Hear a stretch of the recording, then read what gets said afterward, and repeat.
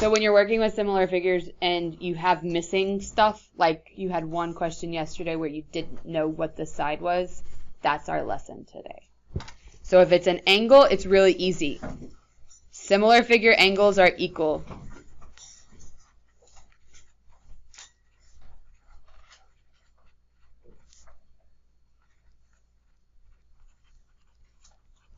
So if I told you that this little triangle, that was terrible, is 30, 60, 90, and then there's a bigger triangle over here, and I told you that this was 30, this is 90, and it says, what's this?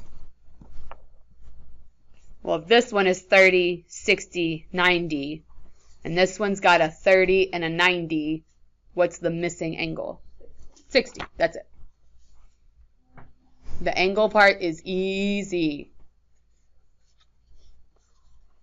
So this goes with that. And that is questions. Like they will ask you, what's the missing angle? What if they don't have like the number? Their angles aren't matching. For this lesson, they will. This lesson, you don't have to decide if they're similar. They're going to tell you, hey, these are similar. The other part is if there's a missing side.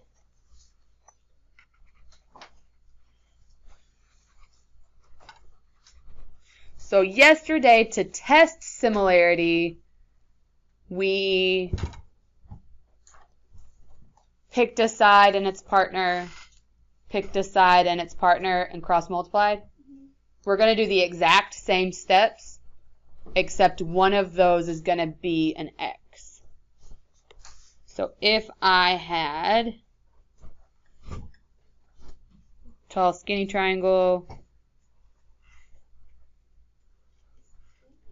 and shorter, skinny triangle,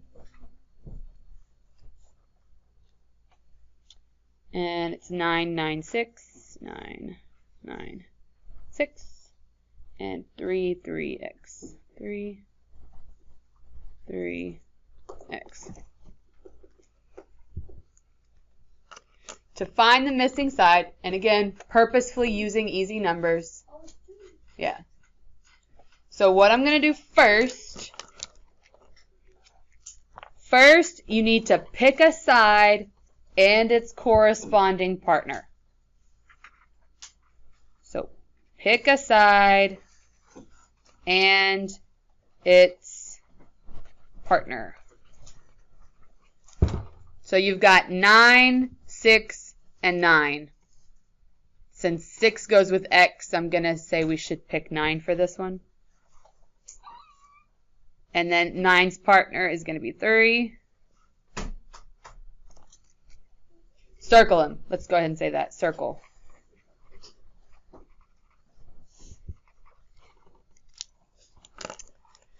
Second step. Grabbed all these markers and they're all pinks and purples. There we go. Second step. You have to pick the pair that the x is in. So you're going to pick the x and its partner, and we're going to box them. So here's x, put a box around x. X goes with 6, put a box around 6.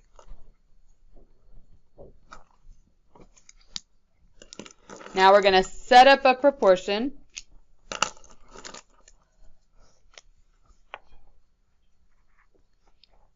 That's too light.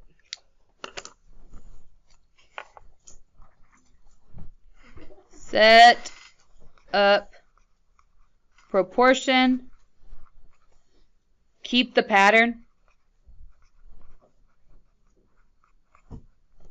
So if you do circle over square, then on the other one you have to do circle over square.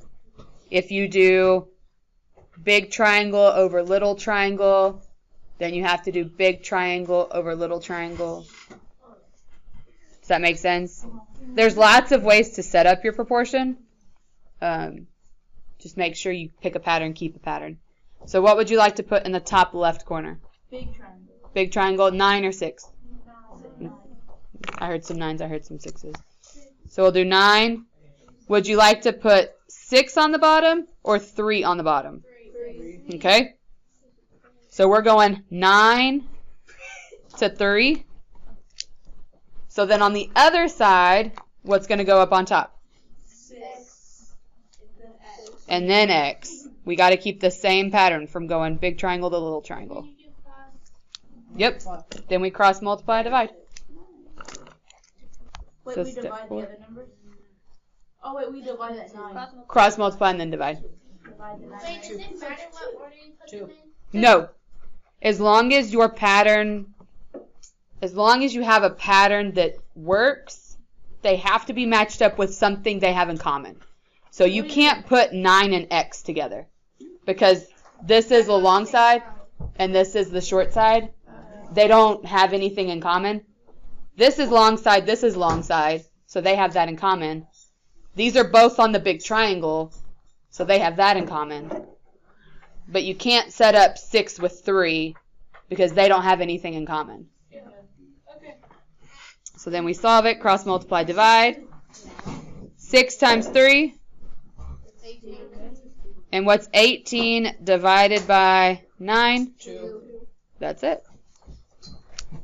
Wait, what? 6 times 3 is 18. And then we divide by that third number. Divide by 9. Equals 2. That's it. So the missing angle is 2. The missing side is 2. So this is 2. Also, this was an obvious one. How do you get from 9 to 3? Divide by 3. So 6 divided by 3 is 2. You can do it that way too, if it's an obvious relationship. Sometimes it's not obvious. Sometimes it's decimals, and it might not be easy.